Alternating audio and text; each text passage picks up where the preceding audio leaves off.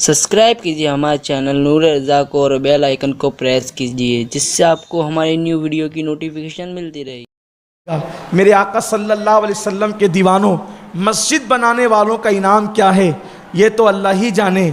सिर्फ जो मस्जिद में रोशनी कर दे, जो मस्जिद में रोशनी कर दे, सिर्फ रोशनी कर दे। उस दौर में जब ये फरमान जारी किया गया कि जो मस्जिद में रोशनी करेगा, उस दौर में मस्जिद में रोशनी करने का तरीका चिराग का जलाना होता था। हदीस पाक में आता है जो मस्जिद में रोशनी करता है, सिर्फ चिराग जला देता है, तो अल्लाह तबारक व ताला के वो फरिश्ते जो हामिलीन अर्श है, यानी जिन्होंने अल्लाह के अर्श को उठा रखा है, जब तक किसी का जलाया हुआ चिराग मस्जिद में जलता रहता है, वो फरिश्ते उसके लिए मगफिरत की दुआएं करते रहते हैं। मैं सोचता हूँ कि अल्लाह ताला का कितना एहसान हुआ कि उसने हमें ऐसे दौर में पैदा किया कि लोग चिराग जलाएं तो उनका चिराग बुझ सकता था, लेकिन अल्लाह ताला ने तो हमें लाइट के दौर में पैदा किया। इसकी तो कोई मुद्दत ही नहीं है। अगर हम यहाँ रोशनी करें, सिर्फ रोशनी करने वाले पर यह इनाम है कि मगफिरत की दुआ होगी जब तक कि रोशनी होगी। तो जो मस्जिद में ईंट रखे अपने पैसे से, मस्जिद के अंदर कोई और चीज़ लगा दे, तो इसका मतलब यही तो है कि जब तक आपके पैसे की ईंट, आपके पैसे की रेती, आपके पैसे की कंकर, आपके पैसे का सीमेंट, आपके पैसे का सरिया, कोई चीज़ मस्जिद के अंदर जब तक लगी रहेगी, फरिश्ते आपके लिए मगफिरत की दुआएं करते रहें। कितना सस्ता सौदा है। अल्लाह ताला ने दुनिया में मौका दिया है, हमें करना चाहिए। यहाँ पर मुझे एक बात याद आती है, बहुत खूबसूरत सी बात है और बहुत खूबसूरत सा वाक़या भी है।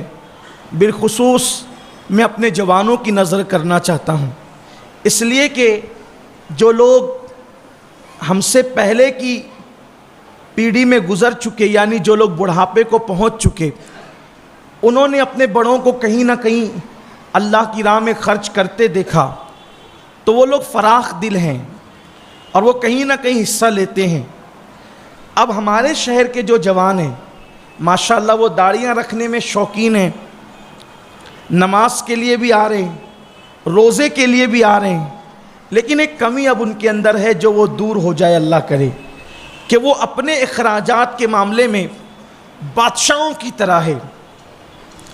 हमारा जवान अपने अखराजात के मामले में बादशाहों की तरह है, लेकिन अभी अल्लाह की राह में देने का वो ज़ौक़ हमारे जवानों में पैदा नहीं हुआ। जवानों की बात कर रहा हूँ, जो लोग अधेड़ उम्र हो गए या बूढ़े हो गए, अभी उनकी बात नहीं, वो तो जहन है जिनका देने का, वो तो है, अल्लाह करे बनता रहे। लेकिन नई नस्ल के लिए, जवानों के लिए कहता हूँ, आप भी जहन बनाएं और अपने खर्च में से निकालें। उसकी वजह यह है कि जब हम अल्लाह की राह में देते हैं यूं करके, या जिस एतबार से भी अल्लाह की राह में देते हैं, तो वो लेने वाले के हाथ में बाद में पहुंचता है, पहले वो अल्लाह के दस्ते कुदरत में पहुंचता है, वो अल्लाह के हाथों में पहुंचता है, जैसा कि उसकी शान के लायक है। उसके हाथ यदुल्लाह, अल्लाह के हाथों में। हमारा ईमान है कि हम अल्लाह के हाथ मानते हैं, लेकिन उसकी कैफियत क्या है, कैसे उसके हाथ हैं, ये इल्म अल्लाह को तफवीज़ करते, उसको सौंपते हैं कि मौला तू जानता है तेरे हाथ कैसे। इतना ज़रूर जानते हैं कि तेरे हाथ हमारे हाथों की तरह नहीं है, तेरे हाथ कैसे ये तू जानता है, यदुल्लाह कैसे तू जानता है। यदुल्लाह पर ईमान है, कैफियत अल्लाह जानता है, और उसके बताने से उसके रसूल जानते हैं सल्लल्लाहु अलैहि वसल्लम।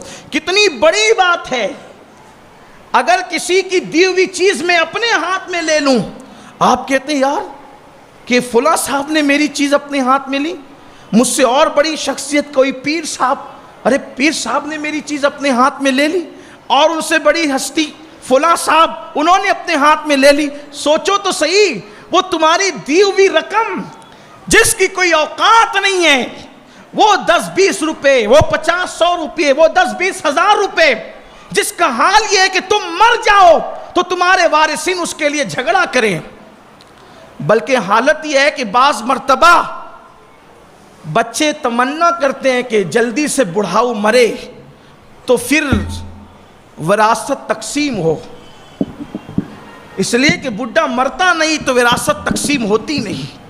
بہت سارے خاندانوں میں یہ میں دیکھ رہا ہوں، سن رہا ہوں، میرے کانوں سے سنی ہوئی بات ہے کہ ابا مر نہیں رہے اس لیے وراثت تقسیم نہیں ہو رہی۔ اس قدر ناہنجار، نافرمان، مفاد پرست اولاد پیدا ہو رہی ہے کہ وہ دولت کی خاطر باپ کے مرنے کے متمنی ہے کہ باپ مرے گا تو وہ پھر کارخانہ بٹے گا اور سائزنگ کی تقسیم ہوگی اور یہ ہوگی۔ پھر اگر بیٹے تمنا کرنا کرے تو داماد تمنا کرتے ہیں کہ جب تک کہ سسر جی مریں گے نہیں تب تک کہ تقسیم نہیں ہوگی۔ یہ حال ہے۔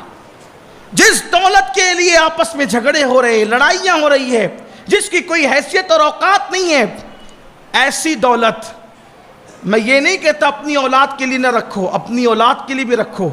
حضور علیہ السلام کی حدیث پاک ہے، ایک صحابیہ کہا یا رسول اللہ پورا مال اللہ کی راہ میں دینے کا ارادہ ہے، فرمایا نہ تجھے اجازت نہیں ہے، اس لیے کہ تم اپنا پورا مال اللہ کی راہ میں دے دو اور تمہارے بچے بھیک مانگے محتاج ہو جائیں، اسلام اس کی اجازت نہیں دیتا، بلکہ تمہیں اپنی اولاد کے لیے اتنا کر کے اور رکھ کے جانا چاہیے کہ تمہارے بعد تمہاری اولاد محتاج نہ ہو۔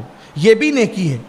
لیکن آپ سے یہ کہنا چاہتا ہوں سب انہی کے لیے رکھ چھوڑیں، سب رشتہ داروں کے لیے رکھ چھوڑیں، اور جو سب سے بڑا رشتہ دار ہے، میرے جملے پہ غور کریں، جن کے رشتے ٹوٹ جانے ہیں ان کے لیے اتنی محنت ہے، اور ہمارا سب سے بڑا رشتہ کس سے ہے؟ یہاں رشتہ دار سے مراد سب سے بڑا رشتہ کس سے ہے؟ اللہ تبارک و تعالیٰ نے رشتے کا اظہار کیا اور عالم ارواح میں ہم سے فرمایا الست بربکم، کیا میں تمہارا رب نہیں ہوں؟ تو سب نے کہا تھا بلا، بے شک تو ہمارا رب ہے۔ آپ مجھے بتائیں کیا کسی سے رشتہ اتنا پرانا بھی ہے جتنا اللہ سے رشتہ پرانا ہے؟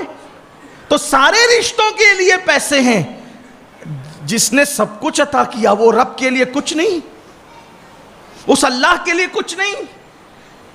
تو یہ وہ رقمیں جو فانی ہیں، یہ وہ رقمیں جو کبھی کام نہیں آنے والی ہے، مرنے کے بعد وارثوں میں تقسیم ہونے والی ہے۔ میرے آقا فرماتے ہیں جب تم اس کو اللہ کی راہ میں دیتے ہو تو پہلے یہ اللہ کے دست قدرت میں آتی ہے، پھر دوسرے کے ہاتھ میں آتی، یعنی گویا تم دیتے ہو اللہ کو۔ اللہ قرآن میں فرماتا ہے مَن یقرض اللہ قرضا حسنا، کہ جب تم اللہ کی راہ میں دیتے ہو تو گویا تم اللہ کو قرض حسنا دیتے ہو۔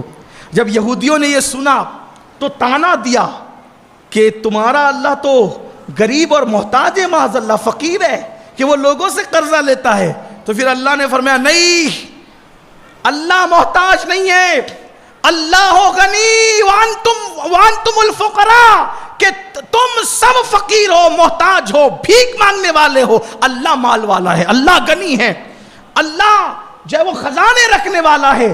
اللہ نے یہ صرف اس لیے کہا قرض حسنہ کا مطلب، قرض حسنہ کا مسئلہ یہ ہے کہ جب دینے والا دیتا ہے اور لینے والا لیتا ہے کوئی مطالبہ نہیں ہوتا، دینے والا دیتا ہے، لینے والا لیتا ہے، کوئی مطالبہ نہیں ہوتا، لیکن پھر اتنا ہوتا ہے جب واپس کرنے والا واپس کرتا ہے تو اس کو اختیار ہوتا ہے کہ وہ اپنی شان کے مطابق چاہے تو اتنا ہی دے دے اور چاہے تو اس سے بڑھا کر کے دے دے، لیکن وہ سود نہیں ہوتا کیونکہ کوئی مطالبہ نہیں تھا، کوئی طے نہیں تھا، نہ اشارے میں نہ کنائے میں یہ چیز ہوتی ہے۔ اگر وہ کچھ تحفتاً بڑھا دے، اگر وہ کچھ عطا کر دے، اگر وہ کچھ انعام دے دے، اللہ فرماتا ہے تم جو دے رہے ہو اللہ کو قرض حسنہ دے رہے ہو، آج تم دو گے اپنی طاقت کے مطابق، جب اللہ لوٹائے گا تو اپنی شان کے مطابق لوٹائے گا۔ ایک کھجور جو تم نے اللہ کی راہ میں دی ہوگی، صرف ایک کھجور تم نے اللہ کی راہ میں دی ہوگی، جب اللہ تمہیں لوٹائے گا تو وہ کھجوروں کا بہت بڑا کھیت جنت کے اندر ہوگا۔ وہ کہے گا میں نے تو ایک ہی دی تھی، یہ اتنی ساری کھجوریں کیسے؟ تو اللہ کے فرشتے کہیں گے جو تو نے ایک دی تھی اس کو اللہ نے جنت کی زمین میں بویا تھا، کہاں تمہاری زمین کی کھجور، لیکن دی اللہ کی راہ میں۔ اگر کھا کے اگل دی تھی تو وہ کیا بنی؟ کھائی تو کیا بنی ہیں؟ کھائی تو بدبو بنی نا، کھائی تو گندگی بنی نا، کھائی تو غلاظت بنی، اور اللہ کی راہ میں دے دیا تو جنت میں اگائی گئی۔ یہی اللہ کی راہ میں دینے کا فرق ہے۔ خود کھایا تو بدبو بنی اور اللہ کی راہ میں دیا تو جنت میں بوئی گئی۔ پھر اس ایک کھجور سے پودا نکلا، پھر اس میں 7 بالیاں نکلی، پھر ہر ایک میں 10 اس طریقے سے 70 ہو گئی، پھر اللہ بڑھاتا جاتا ہے جیسے کہ تمہاری نیت ہوتی ہے، پھر وہ کاٹی جاتی ہے، پھر وہ بوئی جاتی ہے، پھر وہ کاٹی جاتی ہے، پھر وہ بوئی جاتی ہے، قیامت تک یہ سلسلہ چلتا رہے گا۔ اور جب تم جاؤ گے، ہم جائیں گے انشاءاللہ، اللہ فرمائے گا یہ تو نے کھجور دیا تھا، یہ اس کو ہم نے پرورش کی، ایسے اس کو پالا جیسے تو اپنے بچڑے کو پالتا ہے۔ تو میں وہ بات عرض کرنے چلا تھا کہ اللہ کی راہ میں دینے کی بڑی شان ہے، اور پھر وہ بھی مسجد حدیث پاک میں آتا ہے کہ اگر تم معزز بننا چاہتے ہو، قابل تعظیم بننا چاہتے ہو کہ لوگ تمہاری عزت کریں، یہ میں نے اپنی آنکھوں سے دیکھا، اس حدیث کا جلوہ میں نے اپنی آنکھوں سے دیکھا۔ کیا فرمایا جا رہا ہے؟ اگر تم قابل تعظیم بننا چاہتے ہو، دو چیزیں اپنے اندر پیدا کرو، ایک تو یہ کہ مسجد کی تعظیم کرو اور مسجد کی تعمیر کرو۔ اگر تم مسجدوں کی تعظیم کرو گے اور مسجدوں کی تعمیر کرو گے تو اللہ تمہیں قابل تعظیم بنا دے گا۔ بہت سے لوگوں کو میں نے شہر میں دیکھا، کوئی نام ان کا نہ تھا، کوئی عزت ان کی نہ تھی، لیکن جب انہوں نے مسجدوں کو تعمیر کرنا شروع کیا، آج پورے شہر میں ان کے نام کا غلغلہ ہے۔ فلاں صاحب نے یہ مسجد بنائی، فلاں صاحب نے یہ مسجد بنائی، فلاں صاحب نے یہ مسجد بنائی، یہ ہے۔ اور پھر دوسری چیز، دو کام کرنا ہے نا، اگر قابل تعظیم بننا ہے، مسجد کی تعظیم کرو، مسجد کی تعمیر کرو، اور اپنے مومن بھائی کی تعظیم کرو۔ مسجد کے ساتھ ساتھ اپنے مومن بھائی کی تعظیم کرو۔